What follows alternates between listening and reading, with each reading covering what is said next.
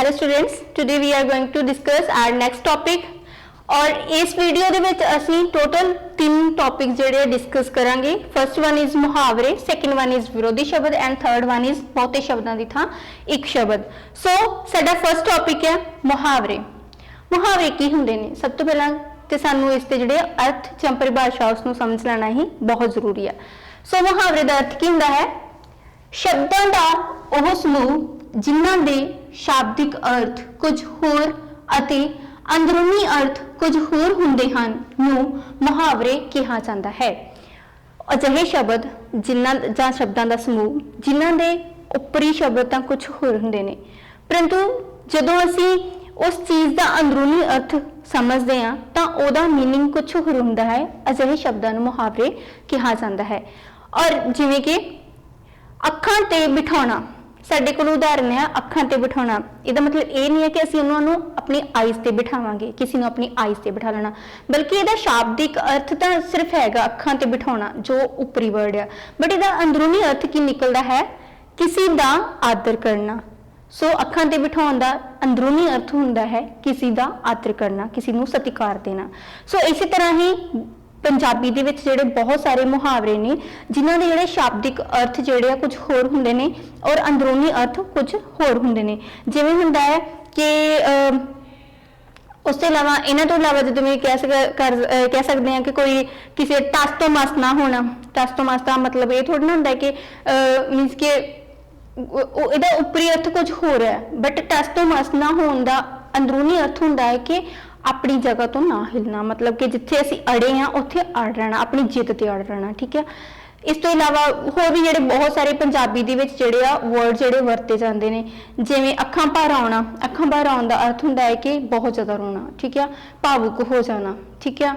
इस तो इलावा हुंदा है जिहड़े इस तो इस तरह जिहड़े मीनस कि कह सकते हैं कि पंजाबी विच बहुत सारे लोग ने जां साडे जिहड़े पुराने बजुर्ग ने जो अपनी गल नूं जिहड़ा वा प्रगटाउण वास्ते अजिहे जिहड़े कुछ शब्दां दी जिहड़ी वरतों करदे सी।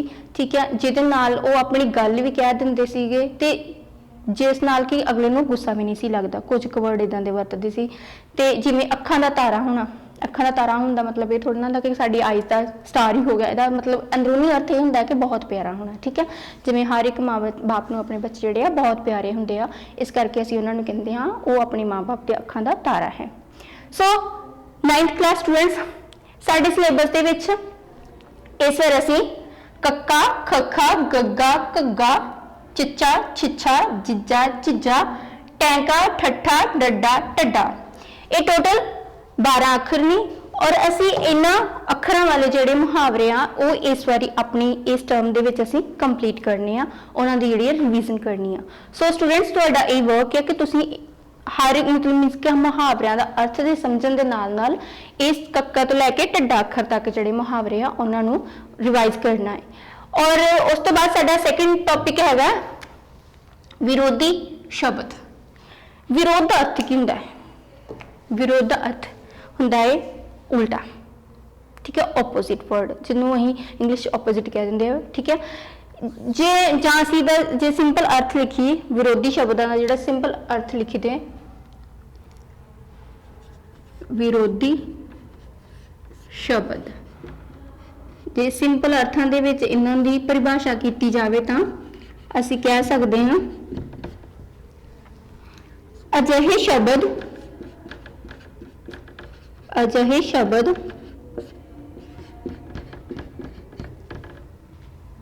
जिन्हां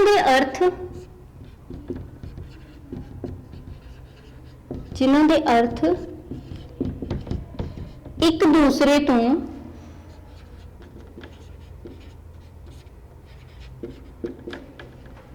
तो उल्ट होण उन्हां नूं विरोधी शब्द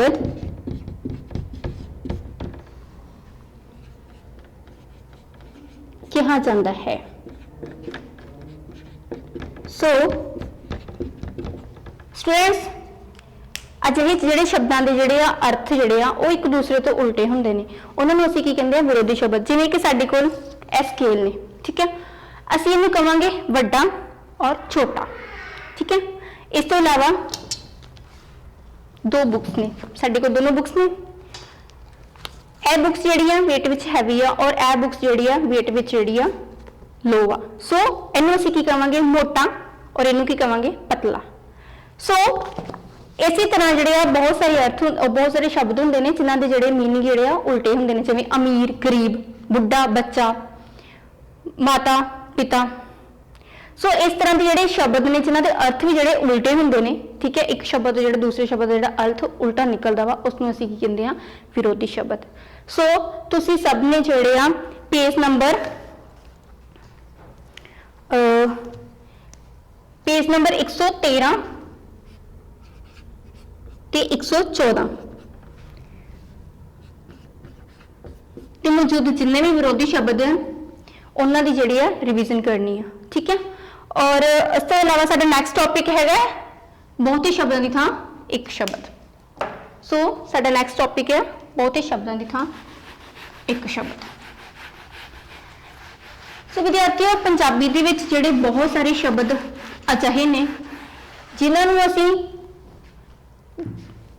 ਪੂਰੀ ਲੰਬੀ ਤਰ੍ਹਾਂ ਨਹੀਂ ਵਰਤਦੇ, ਬਲਕਿ ਅਸੀਂ ਉਹਨਾਂ ਦੇ ਕੋਈ ਇੱਕ ਛੋਟਾ ਜਿਹੜਾ ਉਹਨਾਂ ਦੇ ਸ਼ਬਦ ਤੋਂ ਬਣਿਆ ਹੋਇਆ ਇੱਕ ਛੋਟਾ ਅਰਥ ਆ ਜਾਂ ਇੱਕ ਛੋਟਾ ਸ਼ਬਦ ਆ ਉਹਦੀ ਵਰਤੋਂ ਕਰਦੇ ਆ। ਔਰ ਜਿਹਦਾ ਮੀਨਿੰਗ ਕਲੀਅਰ ਕਰਦਾ ਕਿ ਬਹੁਤੇ ਸ਼ਬਦਾਂ ਦੀ ਜੇ ਅਸੀਂ ਇਹਨਾਂ ਦੀ ਅਰਥ ਦੀ ਗੱਲ ਕਰੀਏ ਤੇ ਇਹਦਾ ਅਰਥ ਕੀ ਨਿਕਲਦਾ ਹੈ,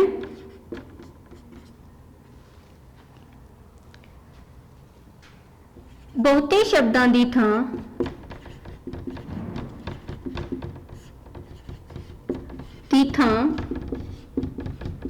ਇੱਕ ਸ਼ਬਦ ਲਿਖਣ ਦੀ ਕਲਾ ਤੋਂ ਭਾਵ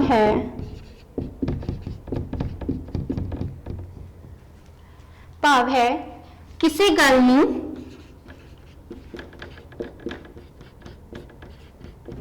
ਸੰਖੇਪ ਵਿੱਚ ਕਹਿਣਾ। ਜਦੋਂ ਅਸੀਂ ਕਿਸੇ ਗੱਲ ਨੂੰ ਬਹੁਤੇ ਲੰਬੇ ਚੌੜੇ ਸ਼ਬਦਾਂ ਵਿੱਚ ਵਰਤਣ ਦੀ ਬਜਾਏ ਕਿਸੇ ਛੋਟੇ ਜਿਹੇ ਸ਼ਬਦ ਵਿੱਚ ਵਰਤਦੇ ਆ ਤੇ ਉਹਨਾਂ ਨੂੰ ਕੀ ਕਹਿੰਦੇ ਆ, ਬਹੁਤੇ ਸ਼ਬਦਾਂ ਦੀ ਥਾਂ ਇੱਕ ਸ਼ਬਦ। ਜਿਵੇਂ ਕਿ ਪਿੰਡਾਂ ਦੇ ਵਿੱਚ ਆਮ ਹੀ ਇੱਕ ਜਗ੍ਹਾ ਹੁੰਦੀ ਹੈ ਜਿੱਥੇ ਜਿਹੜੀਆਂ ਪੰਚਾਇਤਾਂ, ਜਿੱਥੇ ਲੋਕੀ ਜਿਹੜੇ ਬੈਠ ਕੇ ਆਪਣੇ ਝਗੜਿਆਂ ਦਾ ਨਿਪਟਾਰਾ ਕਰਦੇ ਨੇ, ਠੀਕ ਹੈ। ਉਸ ਨੂੰ ਅਸੀਂ ਇਹ ਵੀ ਕਹਿ ਸਕਦੇ ਹਾਂ ਕਿ ਉਹ ਜਗ੍ਹਾ ਜਿੱਥੇ ਲੋਕੀ ਬੈਠ ਕੇ ਆਪਣੇ ਝਗੜੇ ਦਾ ਨਿਪਟਾਰਾ ਕਰਦੇ ਨੇ। ਇੰਨੇ ਲੰਬੇ ਸ਼ਬਦ ਵਰਤਣ ਦੀ ਥਾਂ ਇੱਕ ਸਿੰਪਲ ਜਿਹਾ ਸ਼ਬਦ ਵਰਤਦੇ ਆ, ਪੰਚਾਇਤ, ਠੀਕ ਹੈ। ਔਰ ਅਜਿਹੀ ਜਗ੍ਹਾ ਜਿੱਥੇ ਪੈਸੇ ਜਿਹੜੇ ਆ ਉਹ ਘੜੇ ਜਾਂਦੇ ਨੇ, ਠੀਕ ਹੈ, ਅਸੀਂ ਉਹਨੂੰ ਅਜਿਹੀ ਜਗ੍ਹਾ ਜਿੱਥੇ ਪੈਸੇ ਘੜੇ ਜਾਂਦੇ ਹਨ ਉਸ ਇਹਨਾਂ ਸ਼ਬਦਾਂ ਨੂੰ ਵਰਤਣ ਦੀ ਬਜਾਏ ਅਸੀਂ ਸਿੰਪਲ ਜਿਹੇ ਸ਼ਬਦ ਵਰਤਦੇ ਹਾਂ, ਟਕਸਾਲ।